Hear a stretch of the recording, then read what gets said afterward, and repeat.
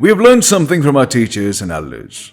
There is also a saying of Mr. Vasif. They say success is not necessary in life. What is essential is accomplishment of the purpose. There is a big difference between the two. For example, what is success to a thief? To accomplish theft. What is the success of a burglar? To commit a burglary. So, is this success? This is failure because it has the wrong purpose.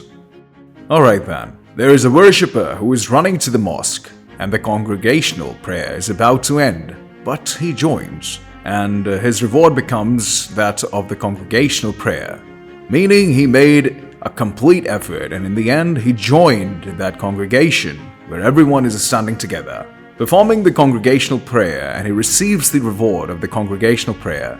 Someone makes an intention while going somewhere that if only there was a mosque there, I would have performed the congregational prayer even though he didn't offer it, due to his intention and the choice of his purpose. He receives the same reward. So my request to all of you is to carefully consider and think about determining the purpose in your life. We often desire success but fail to see if someone might be harmed by that success. In other words, if your success is linked to someone's failure, then it's a failure. It's fortunate if your success leads to someone else's success. Your enlightened path may illuminate someone else's life. So, the more a person can understand and contemplate on what their purpose and aim are, the better it is. Now, this is such an important thing that if we delve a bit deeper, we find one of the most beautiful sayings. Though all sayings are beautiful, but this one has a special essence, a unique energy. It is saying, "Innamal a'malu binniyat," which means the deeds are judged by their intentions. The foundation and the essence on which the deed stands is the intention, meaning the action for Allah is not significant because He sees everyone. What is crucial is the intention behind the action. So, if the intention behind any of your actions is good, pure and genuine, then remember, you are fortunate and, as Allah's wills, you will reap good outcomes. From the wise, we have also learned, just as in the world, various knowledge sources help predict the future, but it is prohibited in religion because it forms opinions. And the shaping of opinions in mind is a dangerous thing.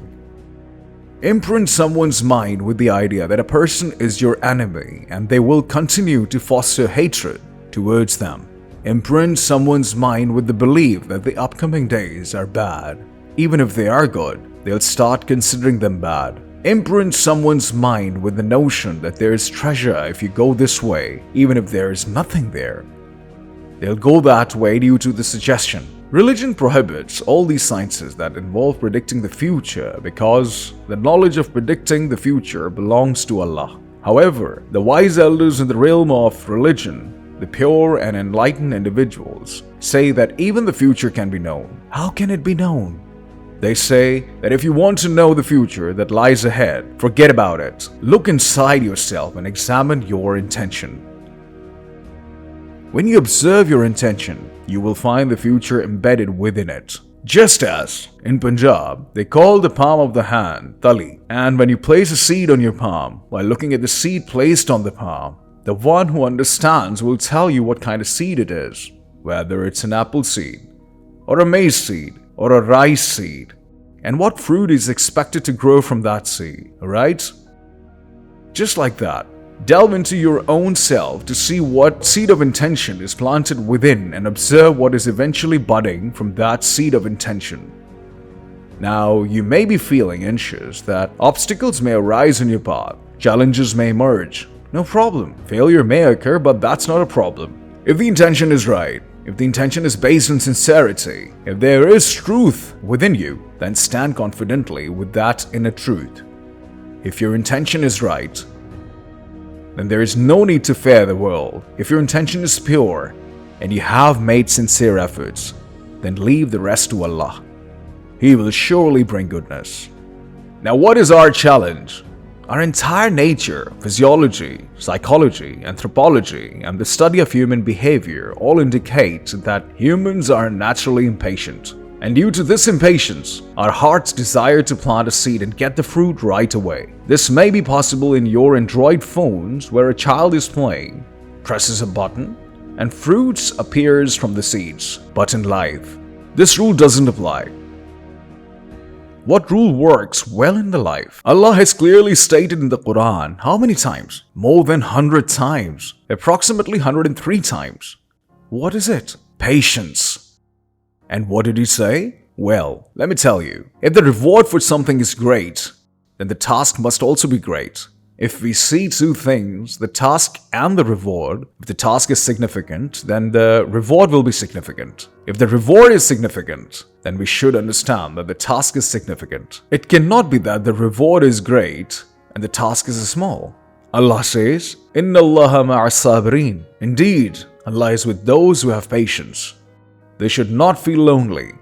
They should not have the grief of loneliness. They should not fear that the difficulty ahead of me will demolish me. The problem will consume me. All the fears, anxieties, and frustrations that are arising, Allah is saying, throw them into the fire, discard them, because I am with you. So, if Allah, the most powerful one in the universe, the ever-living, the sustainer of all, the eternal and infinite, the one who says, be, and it happens, and no one has the courage to disobey His command. Every creature, everything is under His control, from a small particle to an atom, and even the movement within that atom. He is aware of it. In this vast universe, with countless galaxies, He is aware of everything. He is all-hearing and all-seeing, alright? Now the most powerful is saying, I am with you if you have one thing, and that thing is patience. The journey from intention to outcome is completed when we practice patience. But we are impatient. I mentioned earlier that psychology, anthropology, the study of human behavior, all indicate that humans are inherently impatient. And from this impatience, just like all my daughters and sisters sitting here know, if a pot is cooking, and if you keep opening and checking it repeatedly, or let's say a hen has sat on eggs for incubation, and if you keep disturbing the hen to see what's happening with the eggs, it will say, brother, stop it, let me do my job. The process of incubation is a lesson, right?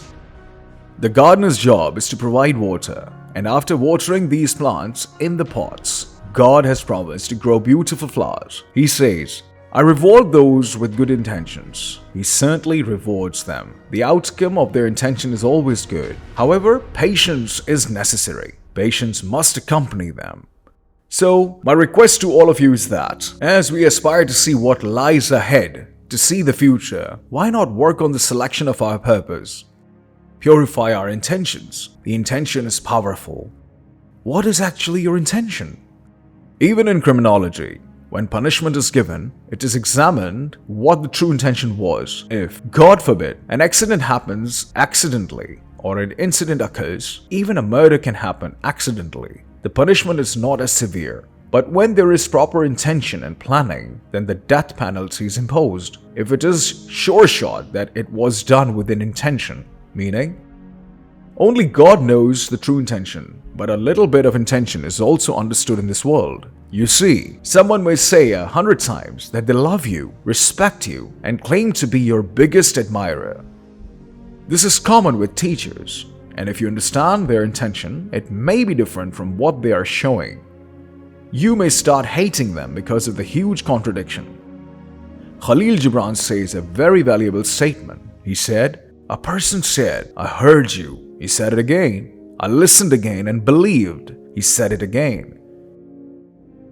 So I understood that what he said, he heard, and I believed earlier was wrong. He was lying. Why keep saying it repeatedly? Look at someone in love. They don't have to say it repeatedly. If someone repeatedly says something, I'm telling you the psychological perspective. If someone says, I love you every day, I'm giving an example. Some people are like that. They are actually saying, I don't love you. I have some work with you. I will be nice to you as long as you keep doing what I want. The day you stop, I will become your biggest critique and blame you. They don't have any genuine feelings. So, my request to all of you is to guard your intention from today. It's to guard your home, your jewelry, to guard your expensive things, guard everything valuable, guard the intentions you have. Because Allah wants to see your intentions. And within the intention, there is so much energy, like it's a proper vibration. In a strong intention, there is a powerful energy. a vibration. There is so much energy within it that, think about it, from a seemingly dead seed, a plant, then a tree, and finally, a fruit is produced. There is so much hidden energy within it. Similarly, a good intention may seem small on the surface, but it's so powerful that, with the right process, it eventually yields the fruits. So people say that if you don't like the fruit, change the roots first. Change the roots of what you desire, meaning change your intention first. The desired fruit will come to you. I have many prayers for you. May Allah keep you happy, safe and protected. Thank you.